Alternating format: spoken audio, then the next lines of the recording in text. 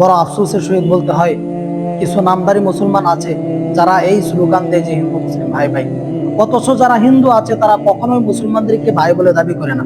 তারা সর্বদাই মুসলমানদেরকে শত্রু বলেই জানে এবং শত্রু বলেই মানে। আজকে দেখেন, কোনো একটা বাজারে যদি একটা হিন্দুদের দোকান থাকে, তাহলে ওই এলাকার যত হিন্দু আছে সকলেই চেষ্টা করে ওই হিন্দুর দোকান থেকে ক্রয় বিক্রয় করার জন্য। তারা কোনোদিন মুসলমানদের দোকানে যায় না। অথচ আমরা যারা মুসলিম আছি, বাজারে শত শত মুসলমানদের দোকান থাকা সত্ত্বেও আমরা হিন্দুদের দোকানে যাইতেছি। গত কয়েকদিন আগে একটা ভিডিও দেখলাম, এক হিন্দু যুবক সে বলতেছে আমরা কয়েক বছর ধরে মিষ্টি বানাইতেছি আর সেই মিষ্টির মধ্যে গৌমূত্র দিতেছি, অর্থাৎ গরুর পেশাব দিতেছি, আর সেই মিষ্টি মুসলমানরা ক্রয় করে খাইতেছে। আপনি চিন্তা করে দেখছেন একবার, যে মিষ্টি আপনার টাকা দিয়ে কিনতেছেন সেই মিষ্টির মধ্যে নাপাক জিনিস দেওয়া, অথচ আপনি জানেনই না। তাহলে আপনার ঈমান কিভাবে মজবুত থাকবে? আপনার দোয়া কিভাবে কবুল হবে? আপনার পেটে তো নাপাক জিনিস আছে, আপনি সেটা জানেনই না, তবুও আমরা সেই হিন্দুদের দোকান থেকে ক্রয় বিক্রয় করতেছি। পাশে আরো মুসলমানদের দোকান আছে, তাদের দোকানে আমরা যাই না।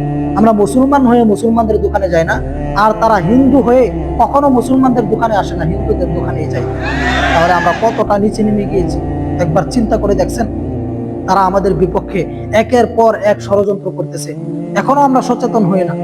কোন দিন সচেতন হইব ভাই? গত কয়েকদিন আগে চট্টগ্রামের এক মহিলা, সে তার দাঁতের চিকিৎসা করানোর জন্য এক হিন্দু ডাক্তারের দোকানে গিয়েছিল, আর ওই লম্পট ওই মুসলিম মহিলাকে যৌন উত্তেজক ওষুধ খাওয়াই দিয়েছে যাতে তাকে ধর্ষণ করা যায়।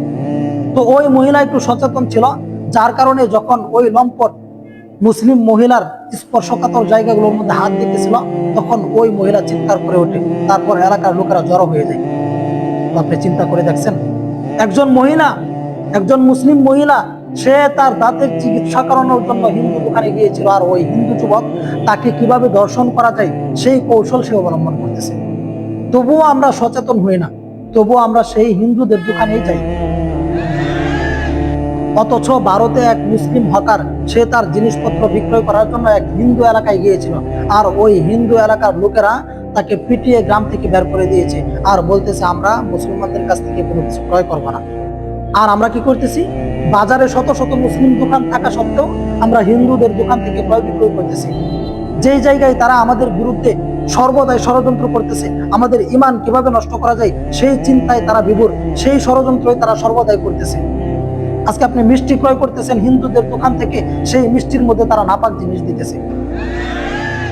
শুধু তাই না, হিন্দুত্ববাদী সন্ত্রাসী যারা আছে তারা এখন মুসলিম মেয়েদেরকে টার্গেট করতেছে এবং মুসলিম মেয়েদের সাথে প্রেমের সম্পর্কে জড়িয়ে তাদের সাথে শারীরিক সম্পর্ক করতেছে, আর ওই সময়টা তারা ভিডিও আকারে ধারণ করে রাখতেছে এবং পরবর্তীতে ওই মুসলিম পরিবারকে হুমকি দিতেছে, হয় তোমরা হিন্দু হও, না হয় 5 লাখ টাকা দাও, না হয় 10 লাখ টাকা দাও।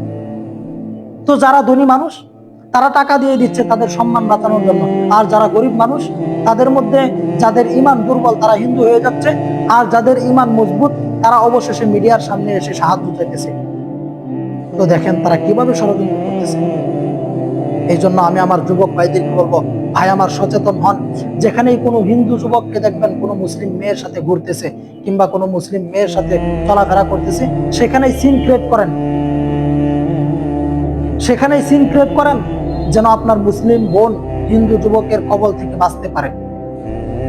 শুধু তাই না, আমাদের দেশে যারা প্রশাসন আছে তারা মুসলিমদের পক্ষে না।